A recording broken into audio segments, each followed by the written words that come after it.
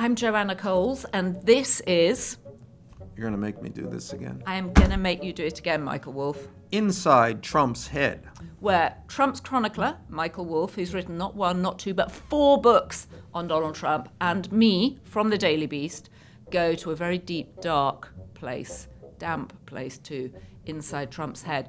I can't believe it. I've been out of the country for 5 days and I've missed John Bolton's house being raided 4 days after he was on the Daily Beast podcast, Trump's jihad against the Fed, and in particular black women, in trying to fire Lisa Cook, and I've missed a new bruise on his hand and the terrible makeup camouflage he's been using to hide it, and most importantly, the release of the Ghislaine Maxwell transcript, which is the most fantastic reading of the summer. Put down your John Grisham, your Michael Connolly, or Colleen Hoover.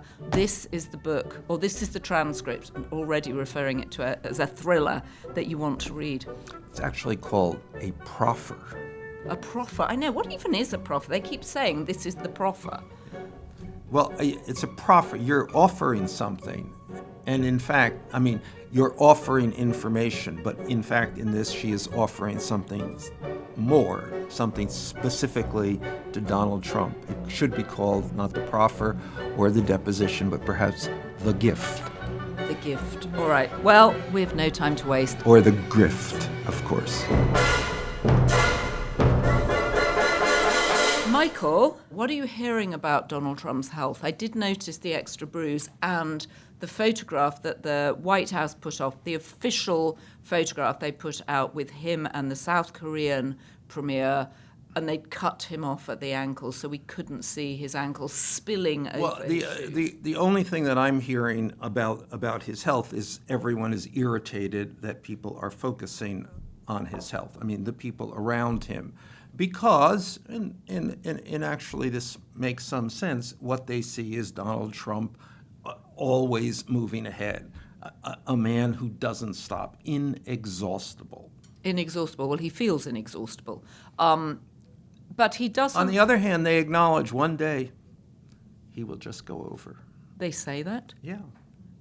How interesting. That's their perspective, that he will just keel over. He's going to keep They have no going. say. The idea that he will fade, that he will become sick, that he will be mortal in that way that we all are, they actually don't accept. He will stop at one point. I see that. Will be it. I see that because he does have still an enormous amount of energy. As we talked in our last time together, he has inexhaustible ability to speak. And he is that, because he is from another age. When I grew up, people would say, what happened? He dropped dead. Right. In my mind, I always had that walking along the street, boom, gone. Well, interestingly, that didn't happen to Jeffrey Epstein. There is so much in the Ghislaine Maxwell transcript. I read it cover to cover on a flight on the way back, frantically, sort of Jon Stewart-like, making comments all over it. But one of the things that I was most interested by, pruriently, I will say, is the fact that Ghislaine Maxwell, unreliable narrator, says that Jeffrey Epstein couldn't really have sex. So this is a sex story with 2 people who can't have things. sex. Before we go there exactly, I think we should go to the top line on this, which is what she delivered for Donald Trump. Okay. That's why they Fair. were there. So Todd Blanche, number 2 in the Justice Department, Trump's Former lawyer. Former personal lawyer, actually, you might say continuing personal lawyer in his job as the number 2 in the Justice Department, rushes down to the prison where Ghislaine Maxwell is serving 20 years, rushes down to speak to a convicted sex offender. Well, sex trafficker, 20 years for sex trafficking. Yes, please. And I think that this is one of the things that you come away from reading this transcript. And I just want to say just a pet peeve that many people are reporting on this transcript, on this deposition. But the truth is, journalists, my colleagues, your colleagues, report on depositions and they never read them. Well, I did read this. I did read it. And Actually, it's incredibly compelling. I would recommend everyone go read this. This is the summer thriller. This is better than any Michael Connelly book you will read. It's better than, it's like a Dickensian novel of a tragic female figure at the centre of it. Let's think about this, whose father was a massive con man. It's a poor little rich girl story. Yeah, it's a classic and the poor little worst rich thing, girl you story. cannot actually imagine how bad things are that happen to this person. She may deserve them, but again and again, there's one point she talks about she was on suicide watch for 2 years, and they wake her up every 15 minutes. You can't wait. No, we've really read this thing. We have really read this thing. But also just the echoes of it, that her father dies in suspicious circumstances because he's a con man. Her boyfriend then dies in suspicious circumstances, which she has a theory on why he died, which we'll go into. Anyway, I interrupted you, but go on. Okay, I think... I just point out we also have exciting new mugs. Extremely exciting. We've had lots of comments on YouTube about our design for Trump's head, which was by Rebecca Tulis, who's one of our designers at The Beast. Good job, Rebecca. Thank you. We love it on the mug. Thank you. Okay, so the top line, what she delivers for Trump. And let me just say that the other thing I'm hearing from the White House this weekend is that Trump has been calling around to people and saying, what should I do about Maxwell?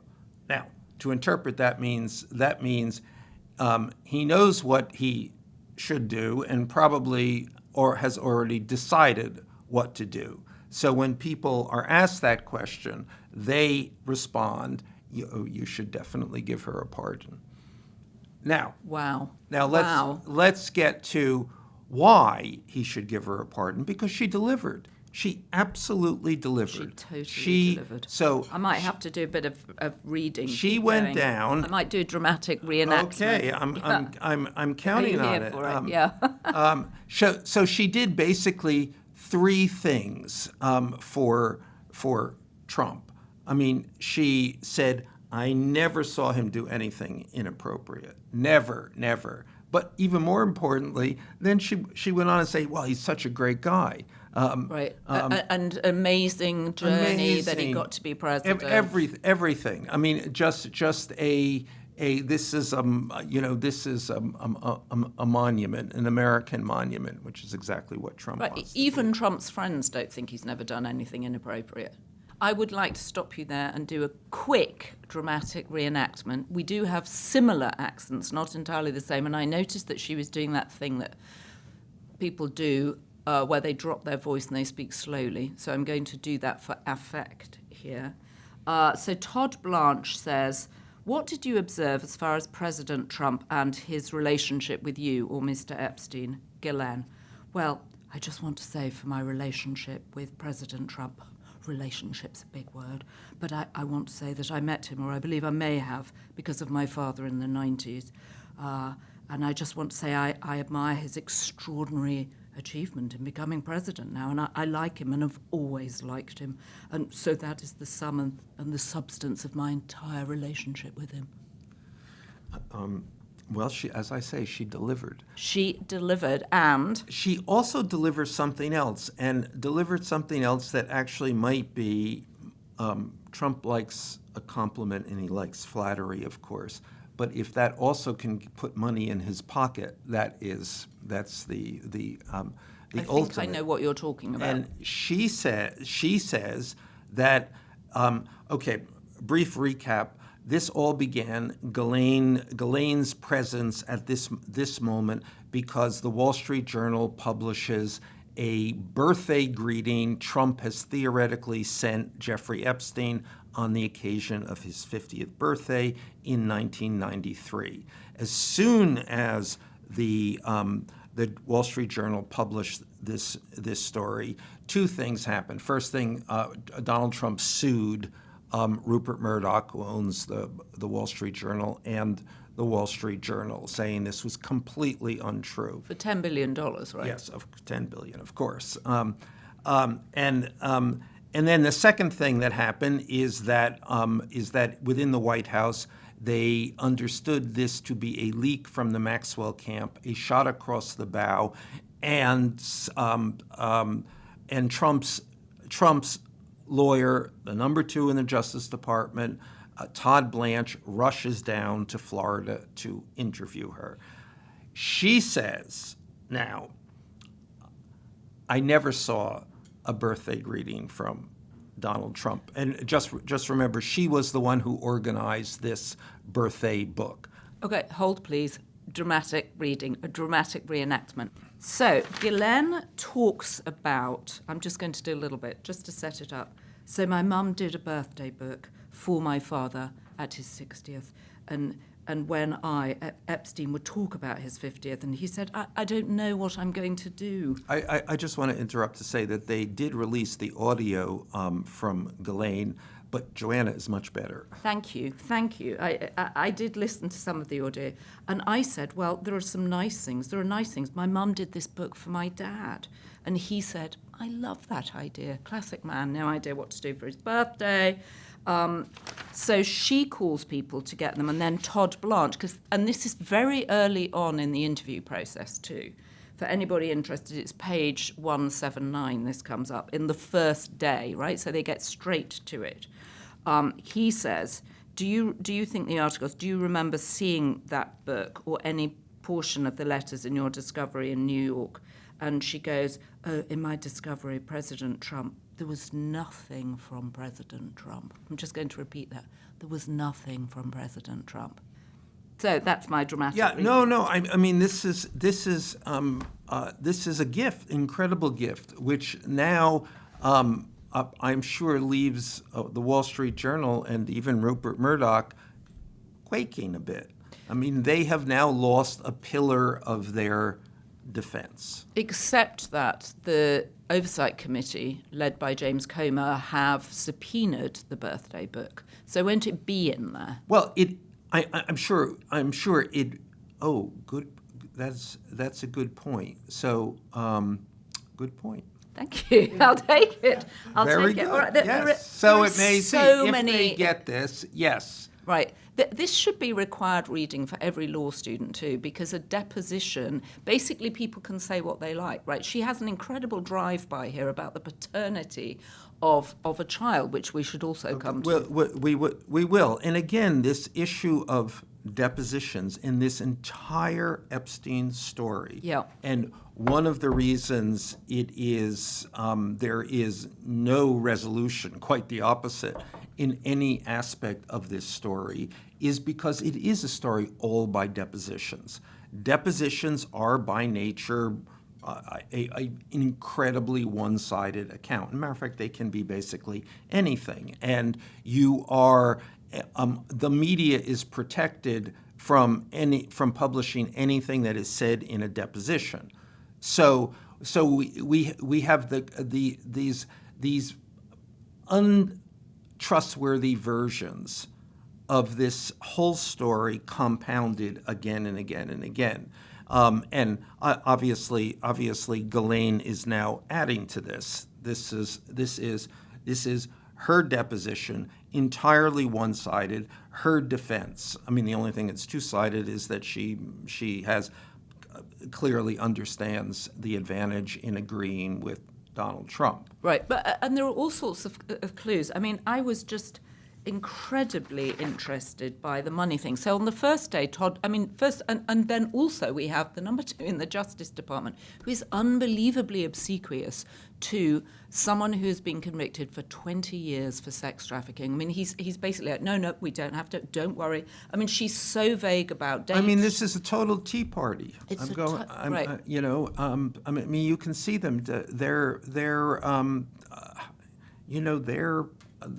They are enjoying their acquaintance with each other. Well, it's just crazy, and I'm just going to go back to this. I'm going to do another dramatic reading, this time by Todd Blanche, okay, where he's obviously got hauled up by one of the members of his team, because he says to her, so the day before, the first day, he's got her to say that she earned somewhere between $25,000 and $250,000 a year working for Epstein, which he which he lets go. And then he says, okay, so I want to talk to you about, we talked a little bit yesterday about the financial part of your relationship with Mr. Epstein, kind of being on his payroll, starting at $25,000 and ending up at $250,000. There's, as you know from your trial, there's banking information that shows a ton of money being sent to you from Mr. Epstein over the years.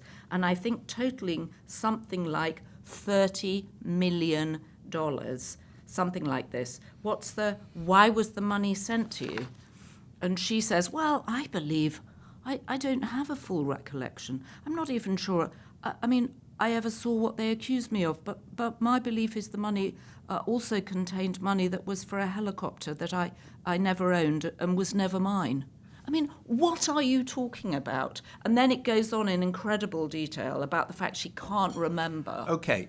And here's an important part. She denies that her father ever knew Jeffrey Epstein. Now, this is pivotal because there is reason to believe, very good reason to believe, that Jeffrey Epstein and her father were engaged together in let's nicely call them business dealings. Right. Now, and again, her father is a long story. From nothing, he builds a multi-billion, something near $1 billion media empire. Right. He owns the British Daily Mirror tabloid newspaper on Fleet Street. He owns Pergamon Press. He owns Macmillan at one point. Yes, he goes on to buy the Daily News in New York. Right. He is a major presence, a major media presence in the UK, on a par with at that time Rupert Murdoch. Right. They were very much rivals, and Rupert was on the right, Maxwell was on the left. Yes, and then Maxwell's empire comes crashing down because it turns out he has looted. Let me repeat it. Looted. Yeah. Stolen. Yes. His company's pension fund. To the tune of £500 million, which back when this was 30 years ago was an extraordinary amount of money. It's still a large sum of money, but it was back then it was one of the biggest ever. Yeah, 35 frauds. Years ago. 35 years ago. And then he dies under mysterious circumstances off the back of his yacht called the Ghislaine. Yeah, the Lady Ghislaine. Yes. So at any rate, she denies they never knew each other. But there is reason to believe that they certainly knew each other, and that in fact his part of his money, and remember the end was coming.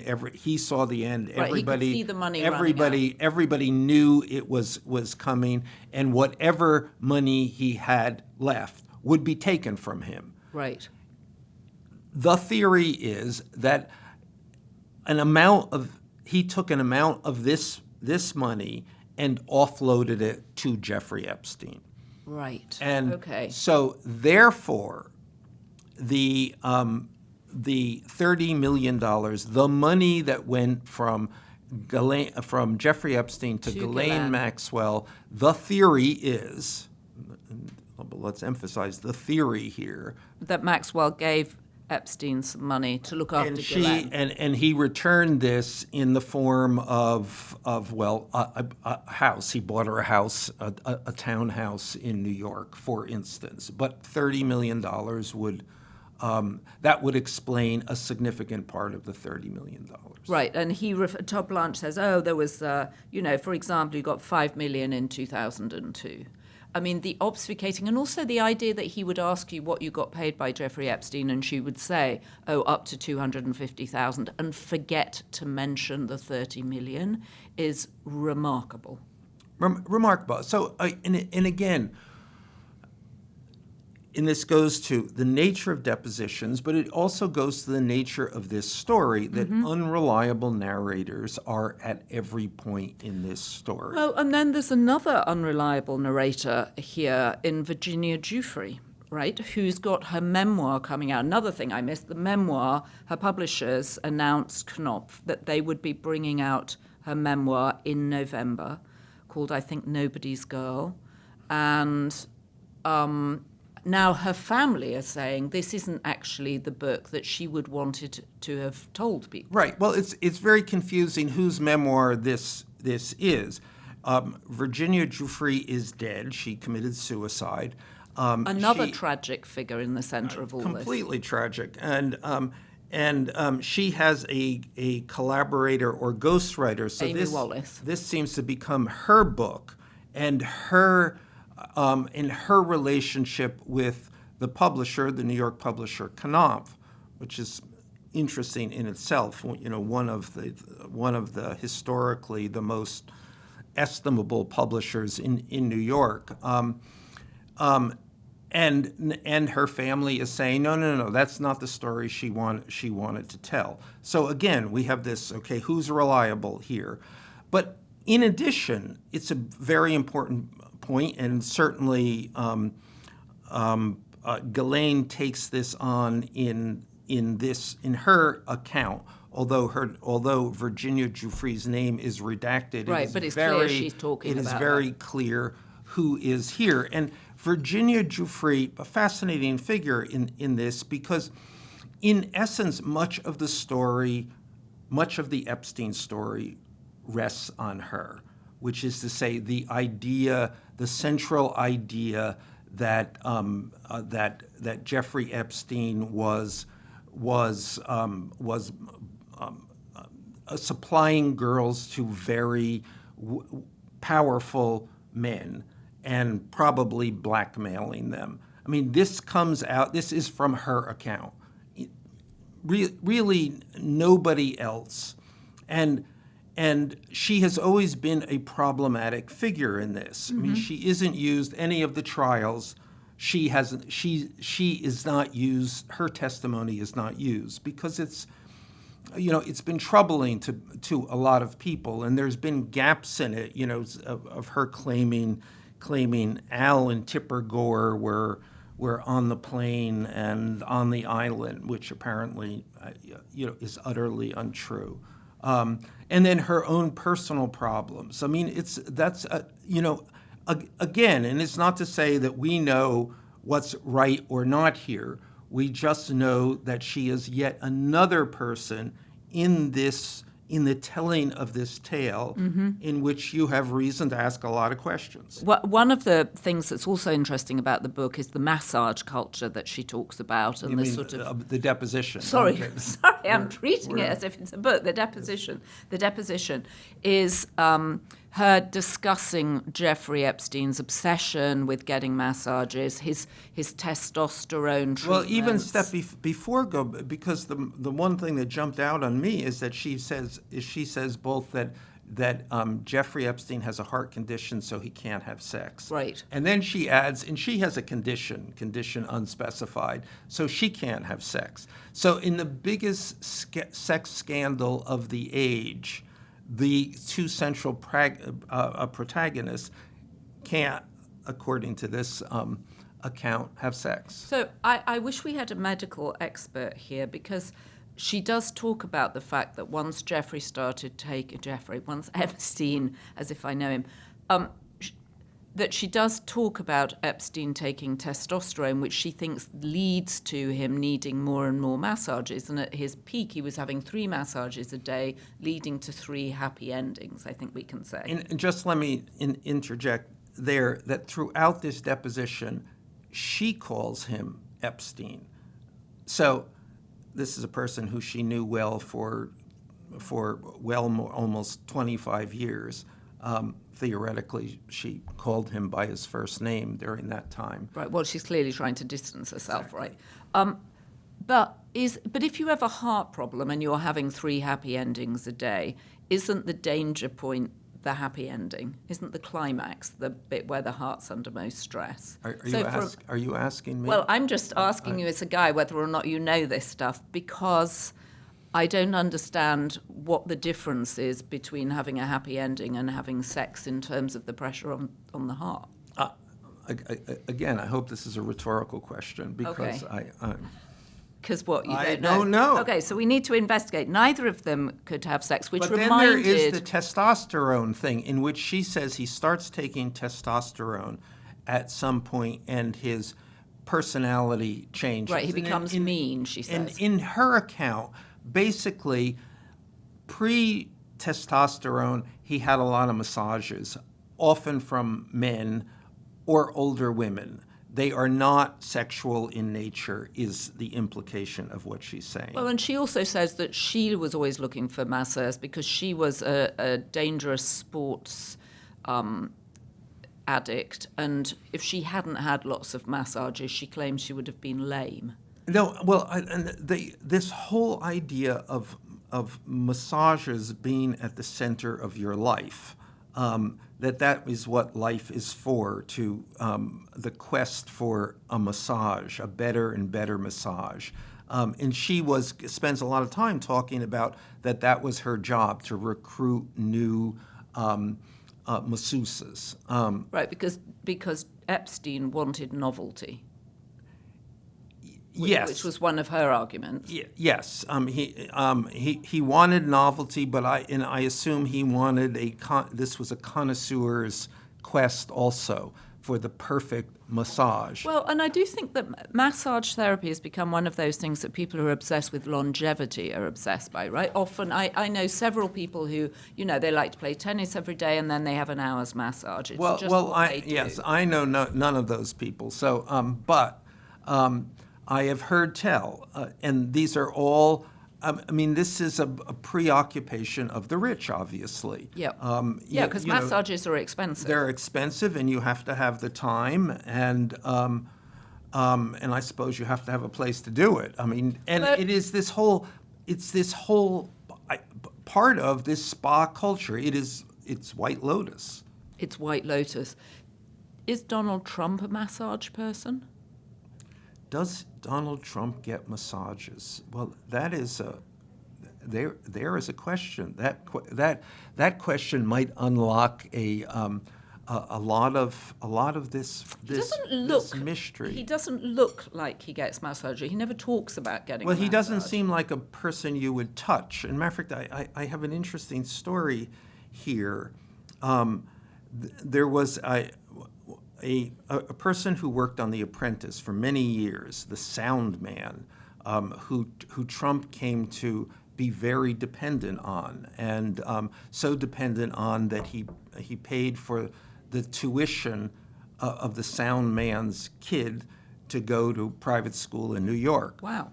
The same private school where all of the Trump executives went. Right, because, didn't Alan Weisselberg go there too?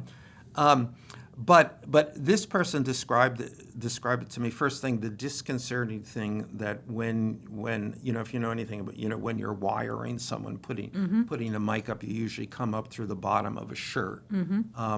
But Trump would always, as this person approached to put the mic in, he would unbuckle and unzip his pants, and the entire set. Seems unnecessary. The set of The Apprentice would as one recoil at this moment. Right. And then this sound man had to go in where other. But this wasn't other a men, sexual thing. This was just an odd thing. Yeah, no, just an odd thing. That is so bizarre. That is such a bizarre story. All right, can I go back to Ghislaine Maxwell saying that she actually became a banker? Because, I don't think that's something that anybody knew. Did you know she had a banking license? How could she? What does that even mean Well, to it have says, a banking license? Also, here's another example of something that you guys wouldn't have known about. I became a banker. I got my Series 63, Series 67 banking license and became a broker for like a new... And then because I was day trading, alert, everything I had day traded with through an account, I think I was more lucky than smart. But I made quite a lot of money doing that. I'm sure you did, Ghislaine. I'm sure you did. Todd Blanche says, well, like what? Like what? And she says that he says, were you doing Apple when nobody liked Apple? And then she says that Giuffre was constantly lending her money for business escapades, one of which was, I think, for example, there were 2 gull-wing Mercedes that they did with Mercedes and Aston Martin. You can look it up. That's nice, to the number 2 in the Justice Department. You can look it up. They had doors that would come up like this. There were only a very limited number when they were made, so I knew that we could buy those and flip them right within 24 hours, for example. What is she talking about? Let me just a little digression. And God knows how I end up in these places that I end up. But I was once almost in business with the Maxwell sisters, Ghislaine's sisters. She has twin sisters, right? Isabel, I think one of them lives in... Yes, Isabel and Christine. And Christine is the one that lives in Texas, near where Ghislaine has been moved. This was in the early years of the internet business, and they had a search engine company, a precursor to Google certainly, and to even Yahoo, and it was called Magellan. Right, after the Explorer, good name actually for a search company. And I also was in the internet business, recounted in my book Burn Rate. I remember. And this actually chapter with the Maxwell sisters is recounted because it was a moment in which I was the various people working with me, the bankers, promised that I was about to become fathomlessly rich. Here you are stuck as a writer. Here you are stuck on the Daily Beast podcast. But the deal was going to be a merger with this company, Magellan, and then we were all going public, and it was. Happy days would be here forever, except, and this was all, these internet days, all businesses were very precarious. Nobody was making money. It was, everybody was trying to just hold on to the next event. But the banker, so we're having this meeting, and one of the bankers leaves the meeting, goes outside to the parking lot, and sees that all of the Magellan executives and the Maxwell sisters and their husbands are driving incredibly high-end vehicles. Of course they are. Which then promptly kills the deal. We're not doing business with them, said the bankers. Oh, so that's why you're not a multi-billionaire. That is, well, there are many reasons, but that is one. All right, so that Blame it on the Maxwells. Blaming it on the Maxwells. I mean, we've had quite a lot today, haven't we? And I do urge people, I really urge people to go and read this transcript because it is, as we've said, it's better than any novel. And it's so much more interesting than any modern novel I can think of, actually. Modern novels are about interior life and right. domestic life or emotional life. And this is external. This is, people out in the world trying to trick the world, trying to survive the world, trying to survive their own bad behavior in the world. Yeah, it really is. So I take your point that the point of the transcript is that Ghislaine Maxwell has given Donald Trump what he needed. One, she never saw him doing anything inappropriate with anybody to do with Epstein. And two, she has no recollection of soliciting the letter in the birthday book from Donald Trump. She has never no memory saw the letter. No memory from of her it. point of view, it doesn't. The implication is it doesn't exist. That Donald Trump is correct. That the Rupert Murdoch and the Wall Street Journal have made up this letter. So we should come back on Thursday in our next episode of Inside Trump's Head and discuss whether or not we think she's going to get a pardon.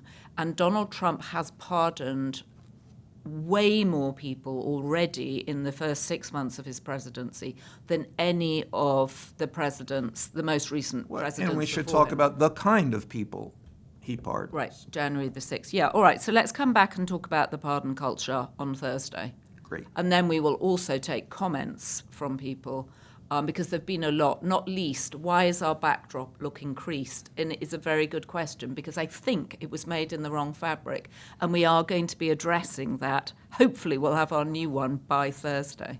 And I wish people could see how smart you are because you have got a very nice linen jacket on, very nice suede loafers, no socks, very cool, and matching pants.